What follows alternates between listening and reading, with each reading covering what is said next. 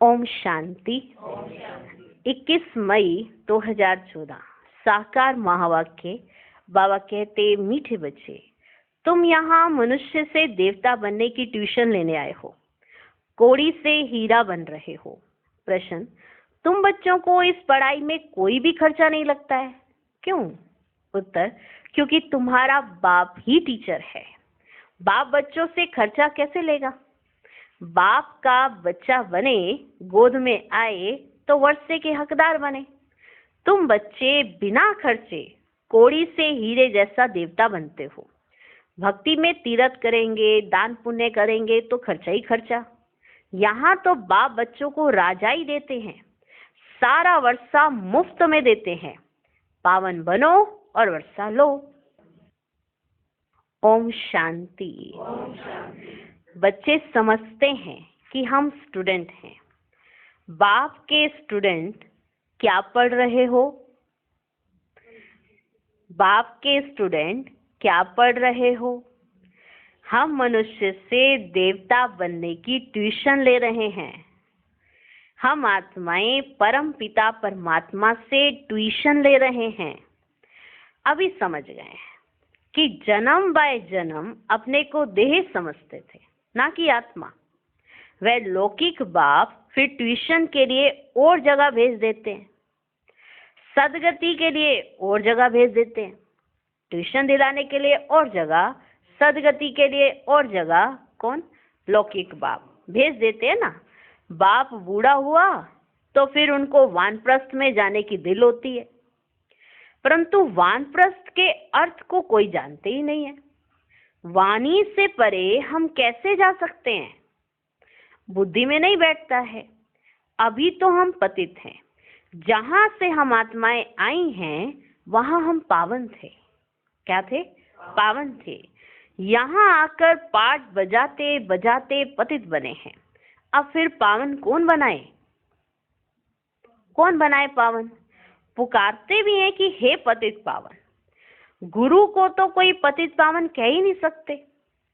गुरु करते हैं फिर भी एक में पूरा निश्चय नहीं बैठता है। गुरु करते हैं फिर भी एक में पूरा निश्चय नहीं बैठता है, इसलिए जांच करते हैं। ऐसा कोई गुरु मिले जो हमको अपने घर अथवा वानप्रस्थ अवस्था में पहुंचाए। उसके लिए बहुत युक्तियां रचते हैं ना। एक में निश्चय बैठ गया कि यही पहुंचाएगा, ऐसा सबके साथ नहीं होता। एक करते हैं फिर सोचते कोई ऐसा मिल जाए जो और आगे पहुंचा दे। तो ऐसे बहुत सारी युक्तियां रचते हैं। जहां सुना फलाने की बहुत महिमा है वहां जाएंगे, सुनेंगे वो बहुत सिद्धि वाला है, वो गुरुजी तो ऐसे दर्शन करा देते हैं, तो वहां चले जाते हैं। जो इस झाड़ का सैपलिंग है उनको तुम्हारे ज्ञान का तीर लग जाता है। समझते हैं ये तो क्लियर सी बात है। जब तीर लगता है ना तो वो ये समझते हैं कि ये तो बातें तो सब क्लियर हैं। बरोबर तुम वानप्रस्थ अवस्था में जाते हो ना, कोई बड़ी बात नहीं है। टीचर के लिए स्कूल में पढ़ाना कोई बड़ी बात नहीं है। टीचर है और वो स्कूल में पढ़ाए, कोई बड़ी बात है क्या? नहीं है ना। भक्तों को क्या चाहिए? भक्तों को क्या चाहिए यह भी किसको पता नहीं है। अभी तुम बच्चे इस ड्रामा के चक्र को अच्छी तरह से जान गए हो। तुम समझते हो बरोबर बाप ने वर्षा दिया था जो अब दे रहे हैं, फिर उसी अवस्था में आएंगे। सो तो तुम बच्चे समझते हो इस बात को कि हमें बाबा ने वर्षा दिया था, फिर हम वापस जाएंगे, फिर उसी अवस्था में हम वापस नीचे आएंगे। ये बात तो हमें समझ आ गई ना। पहली मुख्य बात है पावन बनने के लिए बाप को याद करना है। ये मुख्य बात है। लौकिक बाप तो सबको याद है, पारलौकिक बाप को जानते ही नहीं है। हाँ, लौकिक बाप को याद करना तो सहज होता है ना, उनको तो सब जानते हैं, पर पारलौकिक बाप को कोई जानते ही नहीं है। अभी तुम समझते हो, अपने को आत्मा समझ बाप को याद करना सहज ते सहज भी है, डिफिकल्ट ते डिफिकल्ट भी है। जिसको समझ आ गया उसके लिए सहज है, जिसको समझ ही नहीं आया उसके लिए डिफिकल्ट है। इसलिए बाबा कहते हैं कि अपने को आत्मा समझ कर बाप को याद करना सहजते सहज भी है तो डिफिकल्ट डिफिकल्ट भी है। आत्मा इतना छोटा सितारा है, बाप भी सितारा है। वह संपूर्ण पवित्र आत्मा और वह संपूर्ण अपवित्र, संपूर्ण पवित्र का संग तारे, सो तो एक का ही संग मिल सकता है। संग चाहिए जरूर, फिर कुसंग भी मिलता है। जहां संग मिलता है वहां पर ही कुसंग भी मिलता है। अब ये निर्धारित करना बच्चों के हाथ में है कि उनको किसका संग चाहिए, संग तारने वाला चाहिए या कुसंग जो बोरता है एकदम नीचे डुबो देता है वो चाहिए। कुसंग भी मिलता है 5 विकार रूपी रावण का, उनको कहा ही जाता है रावण संप्रदाय। तुम अभी बन रहे हो राम संप्रदाय। क्या बन रहे हो? राम संप्रदाय। तुम राम संप्रदाय बन जाएंगे ना, फिर ये रावण संप्रदाय नहीं रहेगा। जब तुम सब राम संप्रदाय के बन जाओगे तो ये रावण संप्रदाय नहीं रहेगा। ये बुद्धि में ज्ञान है, ये बात अब हमें समझ आ गई है ना। जब राम संप्रदाय के हैं तो रावण संप्रदाय के है ही नहीं। अभी बाबा आए हैं हमको क्या बनाने, राम संप्रदाय के, तो बुद्धि में ही ज्ञान तो है ना। राम कहेंगे भगवान को, भगवान ही आकर राम राज्य स्थापन करते हैं, अर्थात सूर्यवंशी राज्य स्थापन करते हैं। राम राज्य भी नहीं कहेंगे, परंतु समझाने में सहज होता है ना, तो राम राज्य और रावण राज्य ऐसे कहा जाता है। ऐसे कहा नहीं जाता कि सत्युग को राम राज्य कहेंगे, लेकिन समझाने में आसान होता है। राम से रावण, रावण से राम, इस तरह से दोनों का कंट्रास्ट करना इजी हो जाता है, तो इसलिए कहा जाता है कि राम राज्य और रावण राज्य, तो समझाने के लिए बोला जाता है। वास्तव में है तो सूर्यवंशी राज्य है। राज्य कौन सा? वो सूर्यवंशी। उसको राम राज्य नहीं कह सकते, लेकिन बाबा ने कहा ये तो तुम्हारे को समझाने के लिए बोला है। वैसे क्या है वो? सूर्यवंशी राज्य। तुम्हारा एक छोटा सा पुस्तक है, एक छोटा सा पतला सा, एक बहुत पतली सी एक बुक है जिसका नाम है हीरे जैसा जीवन कैसे बने। आप सबने देखा है? वो छोटी सी पतली सी ऐसी पुस्तक है। आप में से कितनों ने देखा हुआ है? एकदम है ना, हीरे जैसा जीवन कैसे बने, बहुत ऐसी पतली सी छोटी सी बुक है वो। अब हीरे जैसा जीवन किसको कहा जाता है मनुष्य क्या जाने, सिवाय तुम्हारे। तुम्हारे सिवाय किसी को पता नहीं है कि हीरे जैसा जीवन ही किसे कहा जाता है। लिखना चाहिए हीरे जैसा देवताई जीवन कैसे बने। ऐसे कहा हीरे जैसा जीवन कैसे बने, तो ये लिखना चाहिए हीरे जैसा देवताई जीवन कैसे बने। देवता अक्षर ऐड होना चाहिए। बाबा देखो कैसे रिफाइन कराते रहते थे।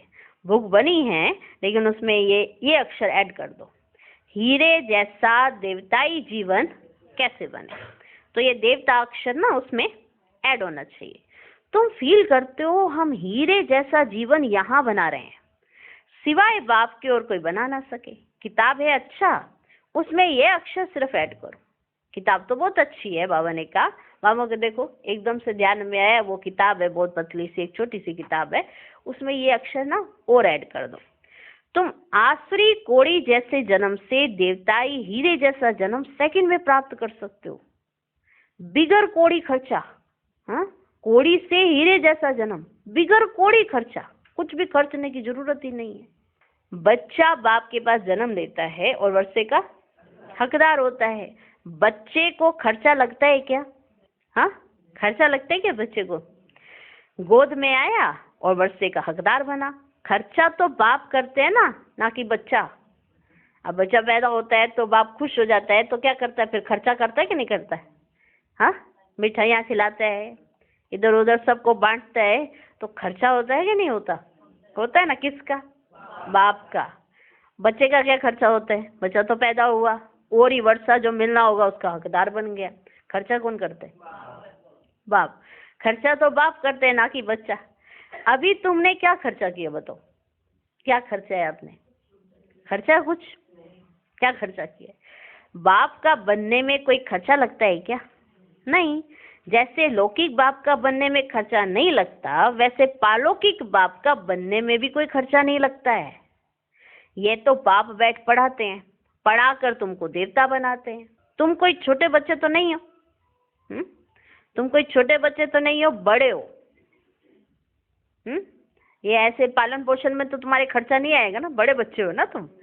हाँ, तुम कोई छोटे बच्चे तो नहीं हो, बड़े हो, बड़े बच्चे हो ना, बड़े हो।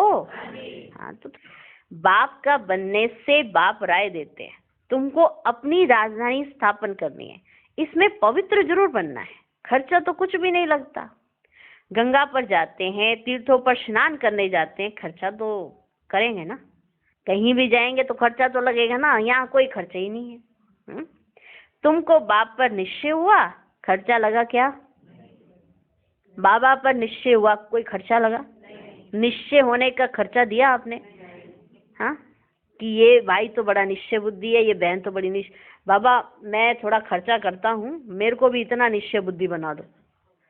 कोई खर्चा लगा क्या किसी का? खर्चा लगा क्या?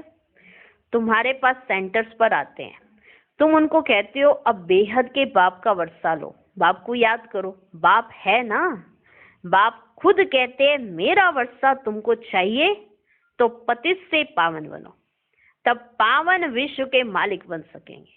यह भी जानते हो बाप वैकुंठ स्थापन करते हैं।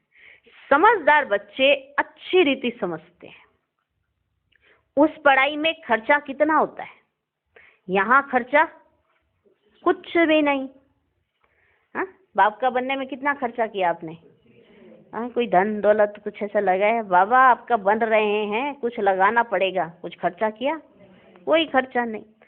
आत्मा कहती है हम अविनाशी हैं, ये शरीर विनाश हो जाएगा, बाल बच्चे आदि सब विनाश हो जाएंगे। अच्छा, फिर इतने पैसे जो इकट्ठे किए हैं वे क्या करेंगे? ख्याल तो होगा ना, कुछ तो सोचा ही होगा। हाँ, क्या करोगे? दोतरे पोतरे पड़पोतरे सबके लिए जमा करके जाओगे? हाँ, क्या करोगे? ख्याल तो किया ही होगा, कुछ ना कुछ तो सोचा ही होगा कि हमारे जाने के बाद इस पैसे का क्या होएगा। ख्याल तो होगा ना। कोई साहूकार भी होंगे, समझो उनको कोई है नहीं, कोई है नहीं उनका, माना कि आगे पीछे कोई वारिस नहीं है, उनको कोई है नहीं, ज्ञान मिलता है तो समझते इस हालत में पैसा क्या करेंगे।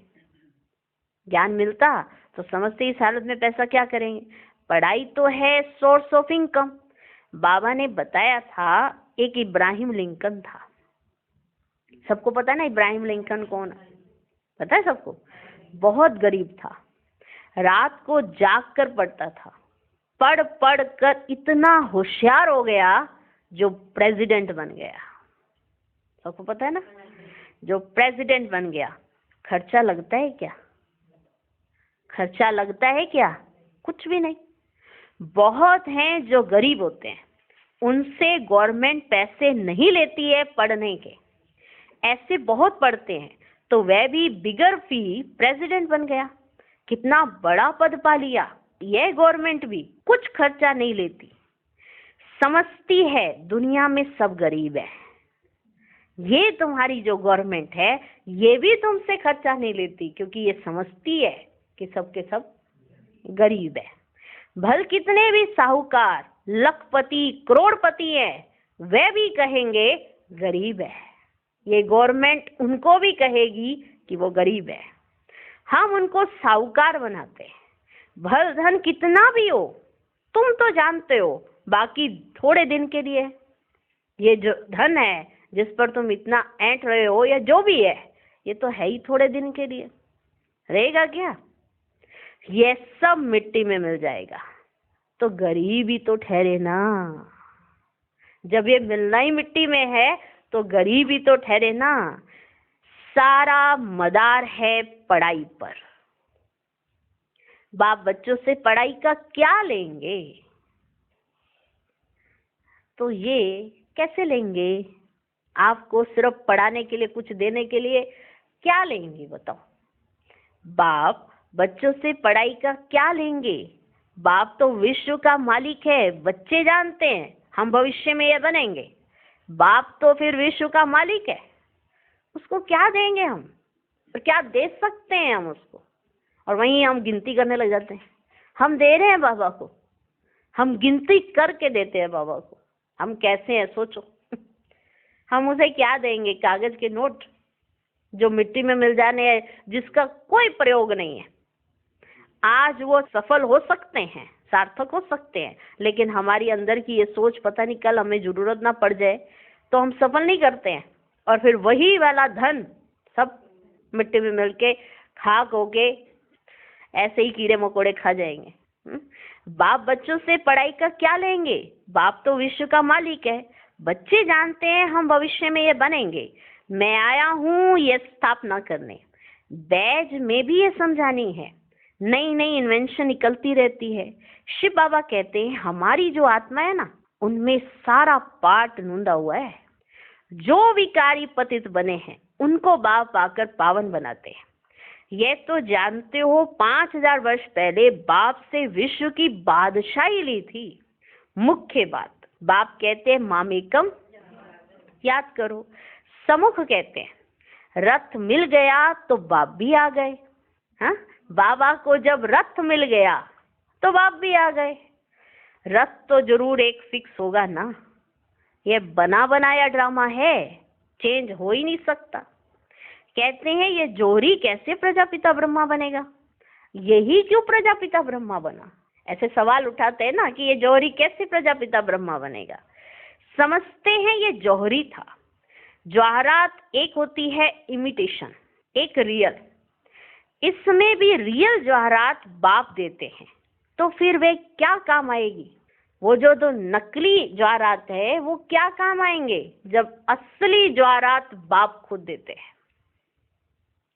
यह है ज्ञान रतन। इनके सामने उस जवाहरात की तो कोई कीमत ही नहीं है। ब्रह्मा बाबा जौहरी थे, ठीक है, हीरे जवाहरातों का धंधा करते थे, तो इन्होंने छोड़ दिया वो धंधा। क्यों?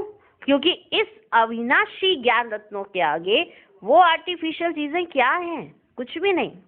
जब ये रतन मिले तो समझा ये जवाहरात का धंधा तो कोई काम का ही नहीं है। ये अविनाशी ज्ञान रतन तो एक एक लाखों रुपयों का है। एक एक रतन लाखों रुपयों का है, अविनाशी ज्ञान रतन। कितने तुमको रतन मिलते हैं, ये ज्ञान रतन ही सच्चे बन जाते हैं। तुम जानते हो बाप ये रतन देते हैं झोली भरने के लिए। आज ज्ञान जो सुन रहे हो इससे आपकी झोली भर रही है, लेकिन भले आपको दिख नहीं रही है, लेकिन कितनी भर रही है ये सत्युग में देखना, कितनी भरी। और जितनी यहाँ भरेंगे उतनी वहां पर आपका धन होगा।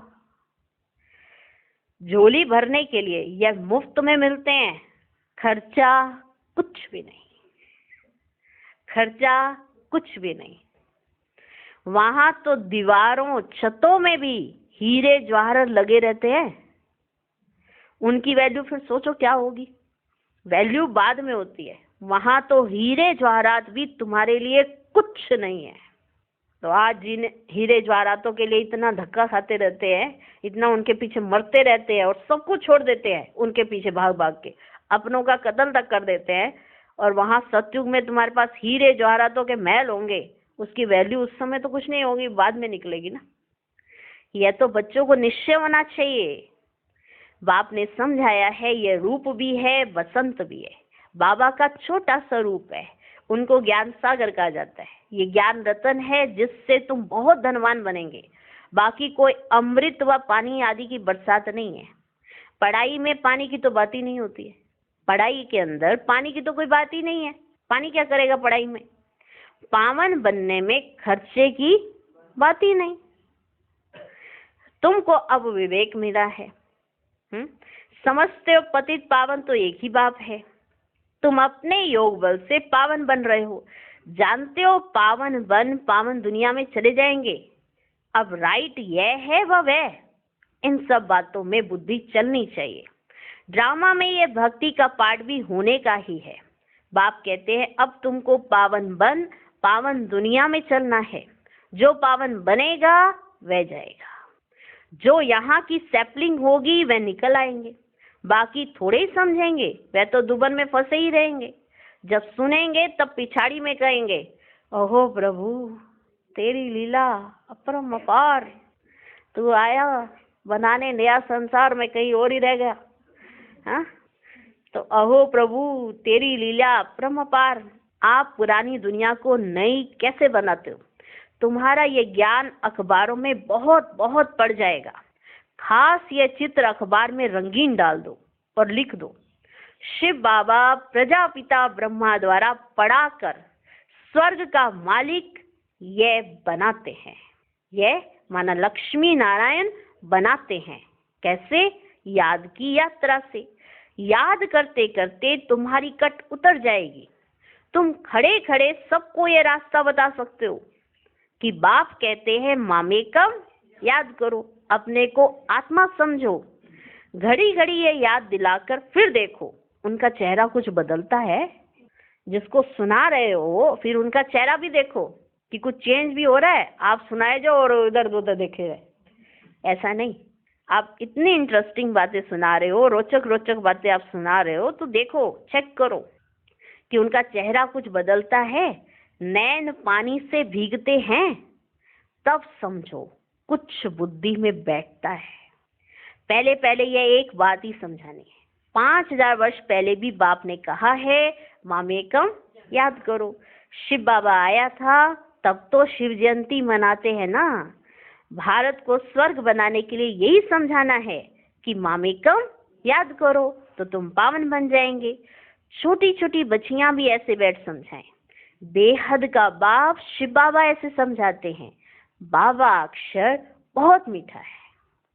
बाबा और वर्षा, इतना निश्चय में बच्चों को रहना है। यह है ही मनुष्य से देवता बनने का विद्यालय। देवताएं होते ही हैं पावन। अब बाप कहते हैं अपने को आत्मा समझ, मुझे याद करो। क्या करो?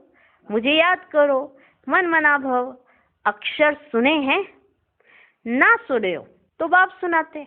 ये अक्षर सुने हैं तो कहेंगे हाँ सुने। अगर नहीं भी सुने चलो कोई बात नहीं, बाबा सुना रहे हैं ना। हाँ, मन मना भव, बाबा सुना देते हैं। बाप कहते हैं मैं ही पतित पावन हूँ, मुझे याद करो तो तुम्हारी खाद निकल जाए और सत्व प्रधान बन जाएंगे। मेहनत ही बची है। ज्ञान के लिए तो सब कह देते हैं बहुत अच्छा है, बहुत अच्छा ज्ञान है, फर्स्ट क्लास ज्ञान है, परंतु प्राचीन योग की बात कोई जानते ही नहीं है। पावन होने की बात तुम सुनाते हो तो भी समझते नहीं है। तुम कहते हो तुम सब पतित ऐसे तमो प्रधान बन पड़े हो, तो बाबा भी समझाते हैं कि तुम देखो कैसे पतित और तमो प्रधान बन गए हो। अब अपने को आत्मा समझ, मुझे याद करो। असुल तुम आत्माएं मेरे साथ थी ना, थी ना। मुझे तुम बुलाते भी हो कि ओ गॉड फादर आओ। अब मैं आया हूं तो मेरी मत पर चलो। यह है ही पतित से पावन होने की मत। मैं हूं सर्वशक्तिमान एवर पावन।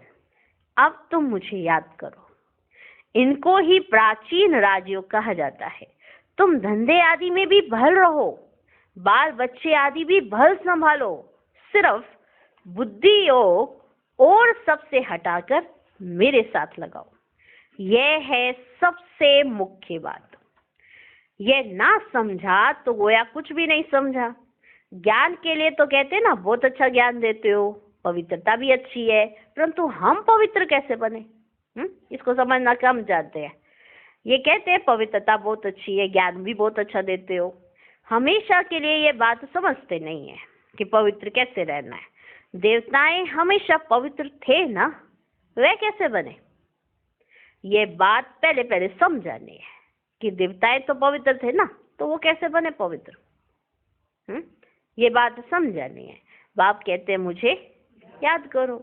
याद से ही पाप मिट जाएंगे और तुम देवता बन जाएंगे।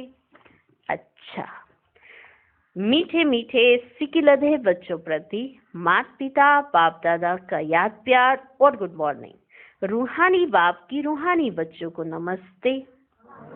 हम रूहानी बच्चों की भी रूहानी बाप को नमस्ते नमस्ते नमस्ते। Good morning good morning good morning. धारणा के लिए मुख्य सार। पहला पॉइंट, स्वयं को गरीब से साहूकार बनाने के लिए बाप से अविनाशी ज्ञान रतन लेने हैं। यह एक एक रतन लाखों रुपयों का है। इनकी वैल्यू जानकर पढ़ाई पढ़नी है। यह पढ़ाई ही सोर्स ऑफ इनकम है, इसी से ऊंच पद पाना है। दूसरा पॉइंट, राम संप्रदाय में आने के लिए संपूर्ण पवित्र जो एक बाप है उसका ही संग करना है। कुसंग से सदा दूर रहना है, सबसे बुद्धियोग हटाकर एक बाप में लगाना है। आज का वरदान, सेवा में रहते कर्मातीत स्थिति का अनुभव करने वाले तपस्वी मूर्त भव। समय कम है और सेवा अभी भी बहुत है। सेवा में ही माया के आने की मार्जिन रहती है। सेवा में ही स्वभाव संबंध का विस्तार होता है, स्वार्थ भी समाया होता है। उसमें थोड़ा सा बैलेंस कम हुआ तो माया नया नया रूप धारण कर आएगी। इसलिए सेवा और स्वस्थिति के बैलेंस का अभ्यास करो। मालिक हो, कर्मेंद्रियों रूपी कर्मचारी से सेवा लो। मन में बस एक बाबा, दूसरा न कोई। ये स्मृति इमर्ज हो तब कहेंगे कर्मातीत स्थिति के अनुभवी तपस्वी मूर्त। आज का स्लोगन, कारण रूपी नेगेटिव को समाधान रूपी पॉजिटिव बनाओ। ओम शांति।